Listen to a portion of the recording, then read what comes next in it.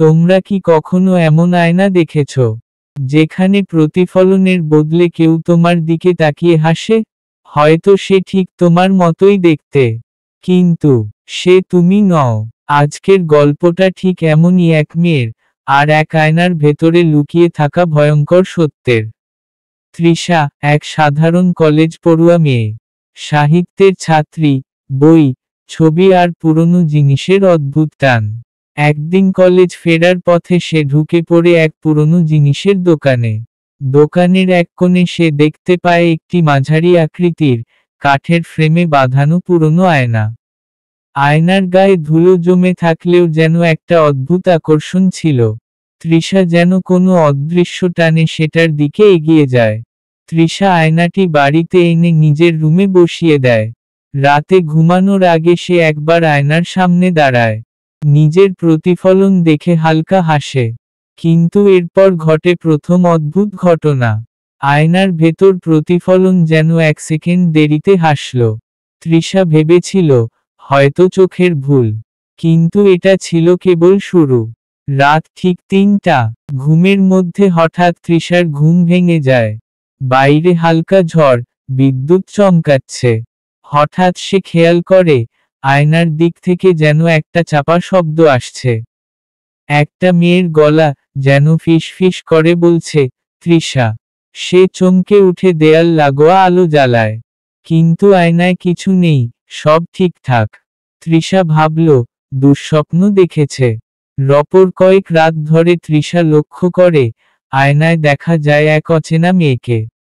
সে দেখতে তৃষার মতোই, কিন্তু মুখটা আরো ফ্যাকাশে, চোখ দুটো যেন হাহাকার করছে। এক রাতে মেয়েটি চোখের জল ফেলছিল আর বলছিল, আমাকে বের করো, আমি বাঁচতে চাই। তৃষা ভয় পেয়ে ঘর ছেড়ে বাইরে চলে যায়। কিন্তু আয়নার প্রতি টান যেন কিছুতেই কাটে না। তৃষা সিদ্ধান্ত নেয় সে জানবেই এই আয়নার ইতিহাস। সে দোকানে ফিরে যায়, কিন্তু দোকান বন্ধ। পাশের এক বৃদ্ধ দোকানি জানায়, সে দোকান ২০ বছর ধরে বন্ধ। তুমি যদি সত্যিই কিছু কিনে থাকো, তবে সেটা ভালো কিছু নয়। এ কথা শুনে তৃষা আতঙ্কিত হয়। পরে সে জানতে পারে বছর ২০ আগে এক তরুণী আত্মহত্যা করেছিল ঠিক ওই আয়নার সামনে দাঁড়িয়ে। তার নাম ছিল রিমা। এক রাতে সাহস করে আয়নাটি সরায়। পেছনে একটা ফাঁকা জায়গায় সে পায় একটা পুরনো ডায়েরি। ডায়েরির পাতায় লেখা, তারা বলে আমি পাগল, আমি জানি আমি নই। এই আয়না, এটা সব দেখে। এটার মধ্যে কিছু একটা আছে। আমি পালাতে পারিনি, কিন্তু যদি কেউ পড়ে এই লেখা, আমায় মুক্তি দিও। তৃষার শিরদাঁড়া বেয়ে ঠান্ডা স্রোত নেমে যায়। সেই রাতেই তৃষা দেখে রিমা আবার আয়নায়। কিন্তু এবার সে শুধু কাঁদছে না, হাসছে। বলছে, তুই আমার পথ, তৃষা। আমার মুক্তি তুই। আয়নার কাছে ফাটল ধরে, রিমার হাত যেন বেরিয়ে আসছে।